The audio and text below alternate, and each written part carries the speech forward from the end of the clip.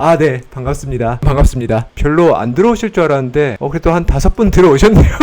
어머니와 태아는 서로 혈액을 공유하기 때문에 어머니의 혈당과 인슐린 수치가 높은 상태라면은 태어날 태아한테도 전달돼요. 태어나자마자 그 높은 혈당과 인슐린 수치를 가지고 있을 가능성이 높아요. 그런 아이들은 쉽게 좀 살이 찌는 체질이 될 수도 있고 남들보다 조금 음식에 대한 갈망이 강한 경우도 있습니다. 생과일 주스는 갈아서 만들죠. 과일에 이제 가지고 있는 섬유질이 다 분해돼요. 섬유질의 장점 중 하나가 소화를 천천히 시켜서 포만감을 높인다는 건데 장점이 다 없어지고 흡수가 빠르게 됩니다. 그리고 설탕이나 액상과당은 그 이당류라고 하거든요. 이게 포도당 플러스 과당이 1대1 비율로 있어요. 이 과당이 왜 과당이냐면은 과일에서 나온 당이라서 과당이라고 불러요. 그러니까 과일에도 과당이 포함되어 있어요. 체중을 감량 중이신 분들한테는 저는 좀 과당은 안 좋을 수 있다고 생각을 합니다. 과일에 물론 이점도 있지만 과도하게 비만이시거나 이런 분들은 과일의 섭취를 안 하시는 게 좋을 것 같아요. 간헐적 단식 어떻게 생각하시는지 궁금해요. 간헐적 단식은 너무 좋은 생활 습관이죠. 과거에 우리 수렵 채집을 하던 인류들은 사냥을 해서 고기를 양껏 섭취하고 사냥에 실패하면은 굶기도 했을 거예요. 그러니까 간헐적 단식은 인간한테 적합한 라이프 스타일이라고 생각합니다. 그 간헐적 단식이 익숙해지면은 그 하루 3끼를 못 먹어요. 간헐적 단식을 하거나 단식을 할 때 배고플 때 기버터나 이런 것들을 그냥 퍼먹거든요. 배고픔이 많이 가라앉아요. 이거를 사실 지방단식이라고 부르기도 해요. 버터를 먹으면 배가 안 고픈 이유가 지방을 섭취함으로써 우리가 가지고 있는 지방세포에 티인이라는 호르몬을 다량 분비시켜요. 이제 우리의 뇌에 배부르니까 그만 먹으라는 신호를 계속 보내고요. 지방 자체가 인슐린 분비를 거의 안 하기 때문에 살이 찌는 거랑 무관하고요. 지방만 먹고 살이 찌기가 어렵습니다. 오메가6가 다량 포함되어 있는 씨앗 기름이라든가 산패된 기름이라든가 아니면은 어떤 트랜스 지방이 많이 포함된 가공식품을 먹는다든가 그런 지방의 섭취가 아니면은 그러니까 우리가 자연 상태에서 존재하고 있는 동물의 지방이라든가 버터라든가 코코넛 오일이라든가 이런 것들은 많이 먹어도 살 안 찝니다. 살이 찔 수가 없어요.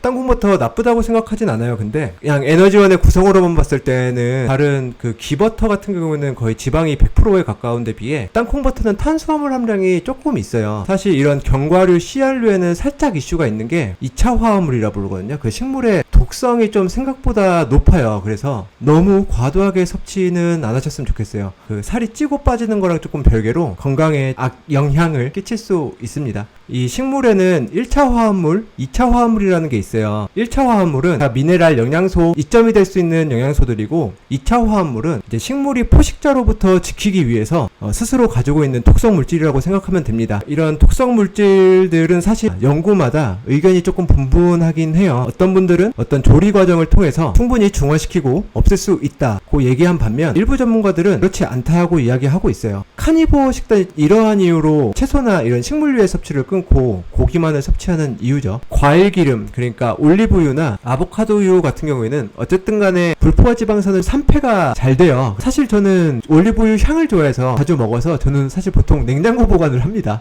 올리브유로 마요네즈 만들어 먹으면 와, 저는 만들어 먹을 생각은 못하고 그 마이노멀 거 사서 먹습니다. 올리브유 마요네즈. 건강한 지방을 많이 섭취하시고 저는 사실 이게 육류였으면 좋겠거든요. 그러니까 적색 육류였으면 좋겠어요. 왜냐면은 이 사실 단백질이랑 지방은 친구거든요. 지방도 포만감을 주지만 단백질 또한 포만감을 많이 줘요. 이 고기를 생각 이상으로 조금 많이 섭취하시게 되면은 이 탄수화물에 대한 갈망을 많이 줄이실 수 있어요. 돼지고기보다는 좀 반추동물 쪽을 더 추천드리거든요. 반추동물이 뭐냐면은 소와 양과 같은 위가 4개 있는, 그러니까 반추동물은 보통 우리가 소화하기 힘든 섬유질을 많이 섭취하잖아요. 풀을 뜯어먹고, 그래서 그 식물에 들어있는 우리가 흡수하지 못하는 미량의 영양소나 잘 흡수한단 말이에요. 우리가 그 반추동물을 먹게 되면은 그 친구들이 흡수한 영양소나 이런 것들을 우리가 그대로 섭취하는 게 되는 거예요. 돼지고기는 저도 삼겹살을 먹으면서 살을 많이 빼긴 했는데 그 살짝 문제점이 있어요. 돼지고기에 독소가 있는데 생으로 구워 먹었을 때 혈액의 혈소판에 엉김 현상이 관찰된다고 이야기를 하거든요. 근데 반대로 염지 처리를 했거나 그런 과정을 거쳤을 때는 이런 현상이 안 보인다고 해요.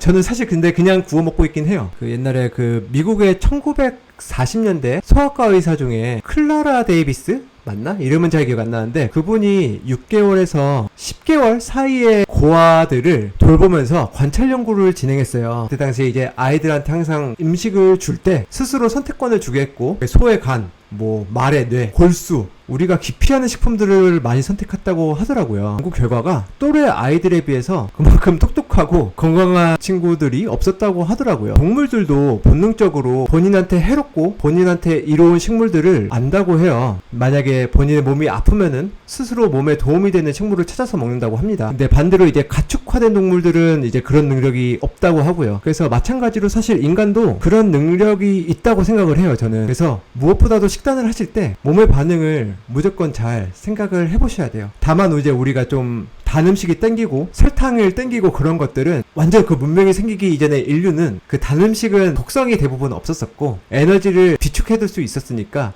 생존에 유리했기 때문에 현대에서는 단 음식이 너무 많아서 그리고 손쉽게 에너지원을 섭취할 수 있어서 오히려 문제가 되고 있죠. 사실 이 좀 가공식품 밖에서 파는 편의점에서 파는 빵이나 과자 이런 것들만 줄여도 사실 상당 부분 굉장히 많이 개선이 될 거예요. 그러니까 저도 옛날에 술을 엄청 좋아했거든요. 거의 알코올 중독에 가까운 수준으로 술을 좋아했는데 제가 술을 끊었던 방법은 회식 자리나 친구들을 만나거나 할 때 남들 술 마실 때 저는 탄산수만 마시면서 끊었는데 술을 이제 장기간 조금 안 먹다 보니까 제가 느낀 거는 내가 살아오면서 평생 취한 상태로 살았구나를 느꼈었어요. 그러니까 정신이 너무나 말짱한 느낌이 들고 머리에 두뇌 회전이 너무나 빠르게 돌아서 조금 놀랬던 경험이 있었어서 일단 저는 그래요. 모든 사람들이 최악의 상황에 놓여 있고 최선의 선택을 하면은 된다고 생각합니다. 제 소개를 조금 간략하게 드리자면은 저는 어떤 의사라던가 영양학적인 어떤 라이센스를 가지고 있는 전문가의 입장은 아니에요. 근데 그럼에도 불구하고 이런 채널을 만들고 여러분들에게 조언을 드릴 수 있는 자격이 있다고 생각하는 이유는 과거에 제가 조금 뚱뚱하고 통풍, 고지혈증, 대사증후군 진단받고 그런 것들을 어떤 약물의 복용 없이 식단으로 극복했기 때문에 그러면서 얻은 인사이트들을 여러분들에게 전달드리고자 이 채널을 통해서 여러분들한테 전달드리고자 하는 핵심 메시지가 3가지 정도 있는 것 같아요. 지방은 해롭지 않다. 다이어트는 그렇게 의지를 필요로 하지 않는다. 신체가 건강해지면은 정신이 건강해진다. 라는 메시지를 전달드리고 싶었어요.